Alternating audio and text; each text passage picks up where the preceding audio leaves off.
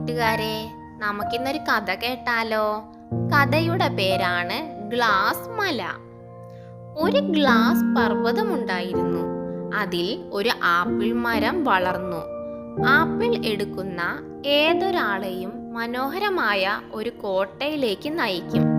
രാജകുമാരി ജീവിച്ചിരുന്നു. പലരും ഈ പ്രക്രിയയിൽ പരാജയപ്പെടുകയും കൊല്ലപ്പെടുകയും ചെയ്യുന്നു.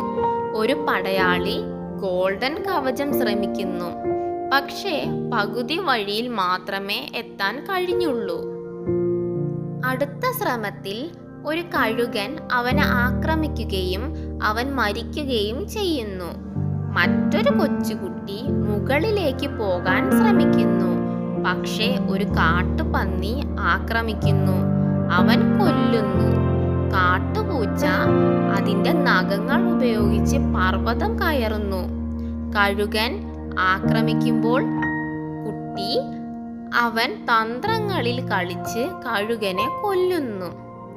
അവൻ ആപ്പിൾ എടുത്ത് വിവാഹം കഴിക്കാൻ കോട്ടയിലേക്ക് കൊണ്ടുപോകുന്നു. രാജകുമാരി പോകാൻ ശ്രമിക്കുന്നതിനിടെ കൊല്ലപ്പെട്ട മുൻ യുവാക്കളെയും